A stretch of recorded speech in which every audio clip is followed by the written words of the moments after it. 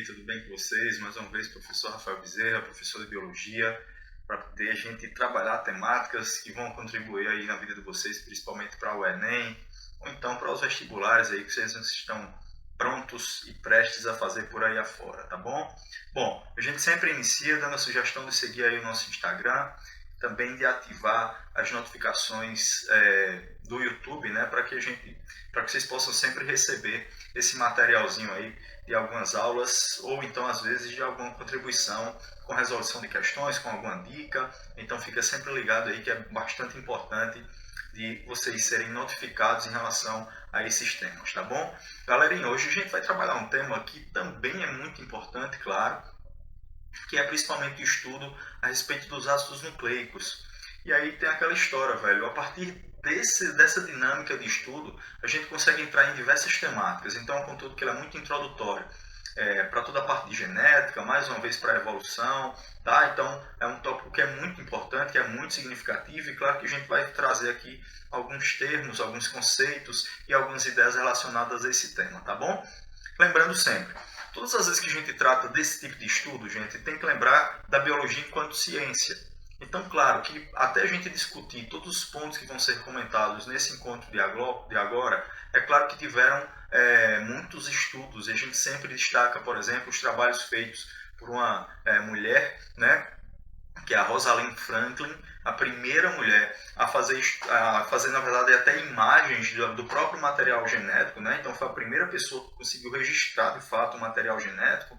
Darwin já havia proposto alguns pensamentos em relação ao estudo do DNA, mas, na verdade, quem ficam dois pesquisadores, né? Dois cientistas que ficam muito conhecidos dentro desse contexto são Watson e Crick, James Watson e Francis Crick, que eles elucidaram mesmo como era toda a estrutura da molécula de DNA lá em 1953. Então, os trabalhos deles foram muito importantes, porque hoje a ciência consegue ter uma ideia de um avanço um pouco mais significativo devido exatamente a essa elucidação da molécula de DNA lá na década de 50, tá bom? Então, a gente tem que sempre ver, claro, muito a biologia enquanto ciência, principalmente em alguns tópicos específicos.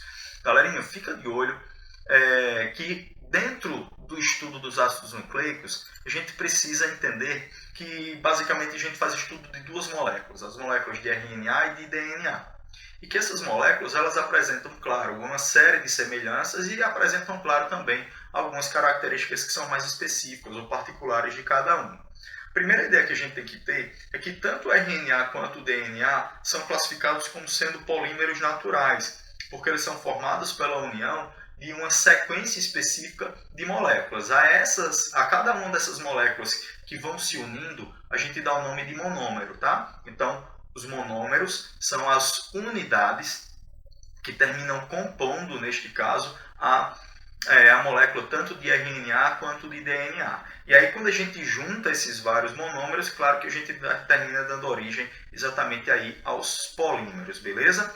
E esses monômeros, que a gente dá o nome de nucleotídeo, logo, tanto o RNA quanto o DNA, são chamados também de polinucleotídeos. Então, esses monômeros eles têm basicamente três estruturas. Um ácido fosfórico, que ele se representa aqui. Uma pentose, que ela se representa aqui.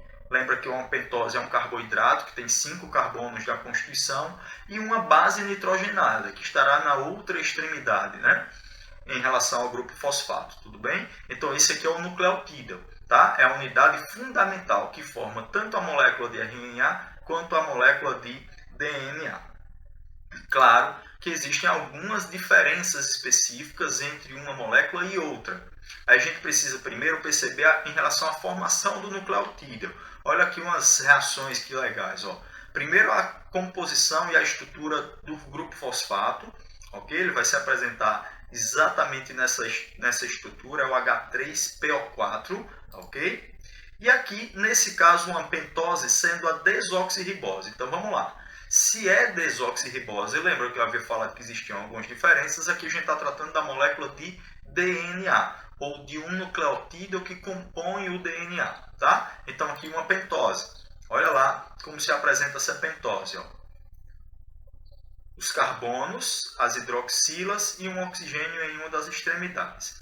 Aqui a gente tem que ficar atento num ponto que é bastante importante.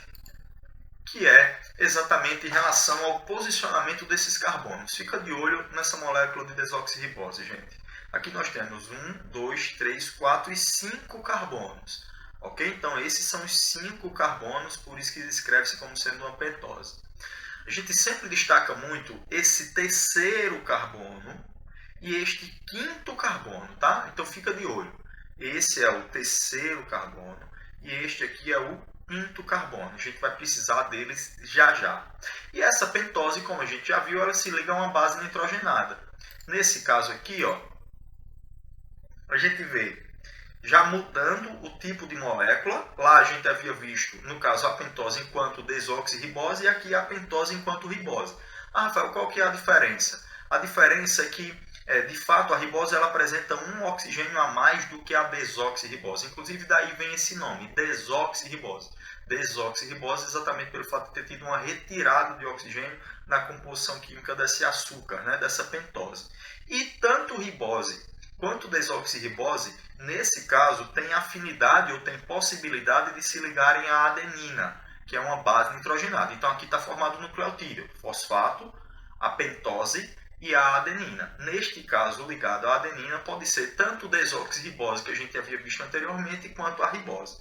Só que existem alguns outros tipos de bases nitrogenadas. Adenina. Então, essas moléculas elas apresentam as púricas, cadeias fechadas duplas, então vejam que são duas cadeias fechadas, e as pirimídicas apresentam apenas uma cadeia fechada. Aí o que é que a gente tem que se ligar? Existem duas cadeias ou duas bases que são púricas, no caso a adenina e guanina, e existem três bases que são pirimídicas, a timina, a citosina e a uracila. Aqui uma dica importante, né? É sempre importante a gente lembrar e perceber que a uracila é a base nitrogenada e que é exclusiva da molécula de RNA, tá bom? E a timina é a molécula que é, ou é a base nitrogenada que é específica das moléculas de DNA. Então lembra, uracila do RNA e timina do DNA exclusivamente. Então essas são as bases nitrogenadas que compõem ali esses nucleotídeos e consequentemente terminam formando também os polinucleotídeos. E aqui o seguinte, gente, lembra que eu falei lá da importância do quinto carbono? Então aqui eu vou descrever para vocês algo que é muito curioso, eu já vi muito isso em questões, que é o que a gente fala a respeito do sentido da vida, ser um sentido 5 linha, 3 linha. O que é que significa dizer essa história de sentido da vida 5 linha, 3 linha? Então, gente, o sentido 5 linha, 3 linha é exatamente aquela ideia que eu falei há pouco que era importante perceber. O terceiro e o quinto carbono que faz parte, por exemplo, da molécula de DNA. Então, fica de olho. Então, galerinha, vamos lá, estamos de volta. A gente tem aqui exatamente um contexto em relação à formação de um trecho de molécula de DNA e a gente falava exatamente a respeito do sentido da vida.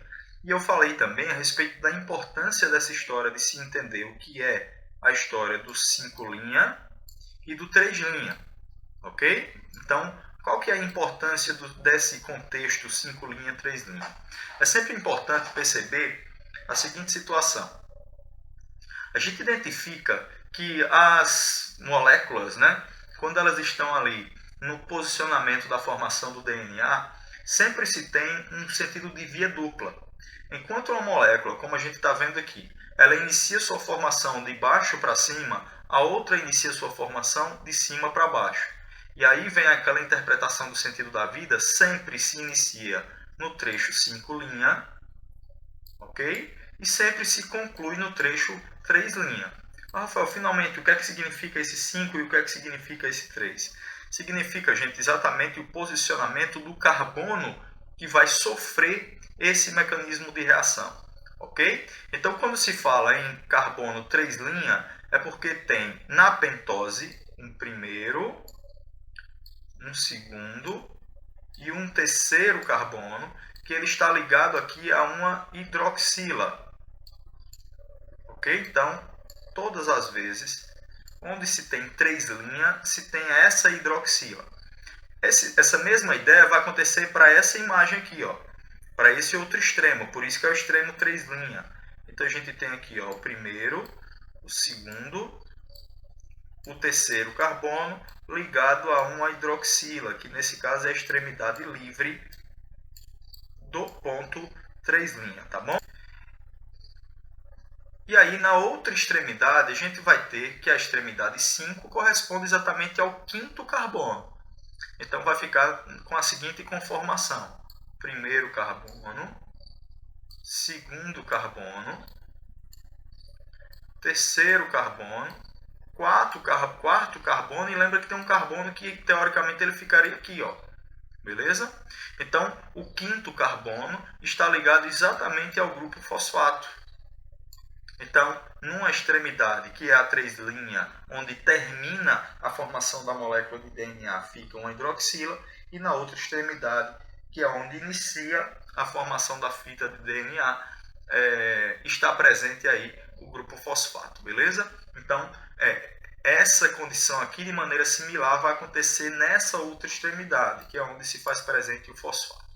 Galerinha, outro detalhe importante também de se perceber é que, como a gente está tratando de um polinucleotídeo, eu vejo que vai ser padrão também. Ó. Aqui a gente tem a base nitrogenada, aqui a gente tem a pentose e aqui a gente tem o grupo fosfato. Ok? Então, isso aqui é o padrão. Aqui nesse extremo, aqui a gente tem a base, como eu já falei, aqui a pentose e aqui o grupo fosfato. E outro ponto que é muito importante também são essas ligações que aqui se fazem presentes. Ó. Entendam que essas ligações, gente, são as ligações de hidrogênio. E aí elas unem ácidos nucleicos de maneira específica. E aí, como a gente está tratando de um trecho de DNA, lembrem-se que citosina se liga a guanina e vice-versa, guanina se liga a citosina, e timina se liga a adenina ou vice-versa, a adenina se liga a timina, beleza?